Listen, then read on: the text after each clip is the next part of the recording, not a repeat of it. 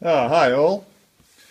This is just a quick follow-up video regarding the last one I did regarding the fuel bowl assemblies, using the old one and using a more modern one with a decent tap on it. It's been prompted by David, who passed a comment. Hi David. Yeah, so the modern bowl system, as I say in the last video, you can buy it, but the problem is the inlet is offset as opposed on the old one where it's in the middle. And by that, with it being offset, it tends to, when you screw your three-way valve onto it, it pushes it all towards the hood, and the three-way valve fouls the side of the hood, which is obviously not ideal. And it fouls because you have to buy this nipple here. Now the nipple screws into, like so, into there, and then the three-way valve screws in to that side. So the problem is you've got to reduce this distance in here, and my solution, and this is what's prompted this video, as I say, I was asked to show what I do. My solution is to make that that little thing there.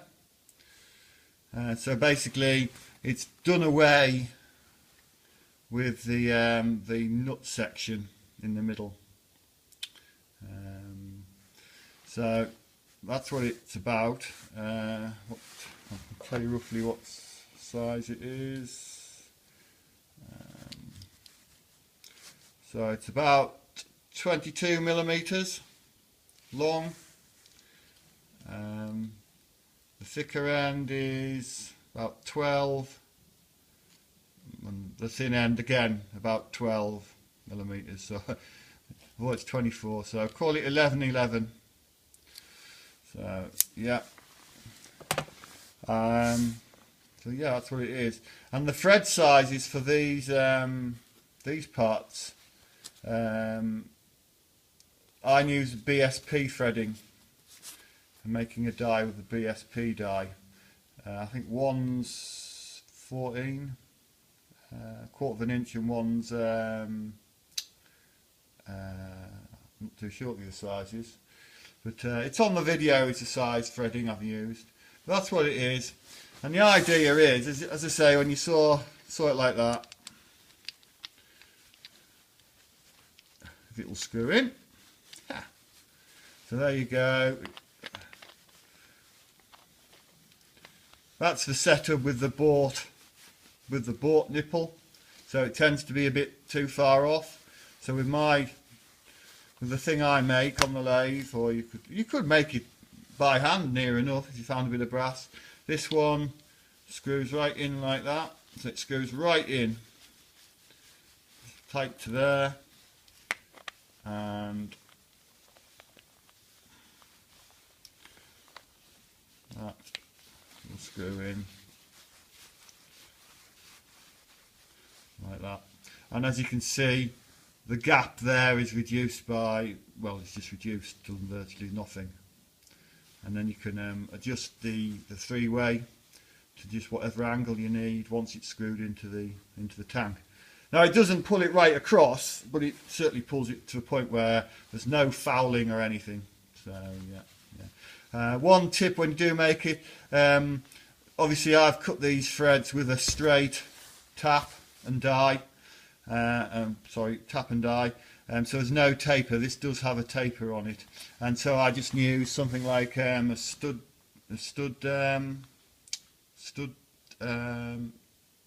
Loctite, which is petrol resistant, and it locks it all up, and yeah, never leaks again.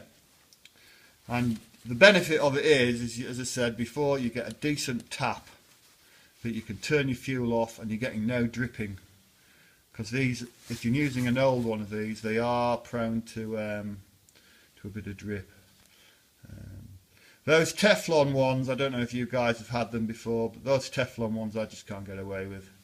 The Teflon seems to react to the fuel and it tightens up and you can't turn the thing or anything. So if you can, reuse your old three-way. Bit of grinding, light grinding paste on the taper inside, a few runs backwards and forwards. That helps. It's not 100% by any manner of means, but it does help a bit. And the final thing that I do, and I've got a tap now, is if you're using your little tank. So I mean, as you know from my videos, I'm a great all fuel man, so I use petrol to start and I'll run it on TVO to run. So I'm using both tanks. But if you're just using the one tank, well, it won't matter. Your tap's there, turn that off, job's done.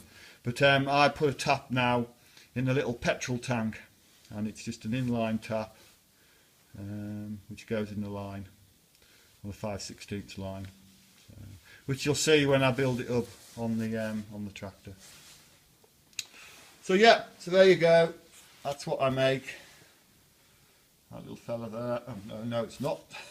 Sorry, disregard that. That's what we make. That thing there. So yeah. Okay, I hope that's of use. Alright then, thank you.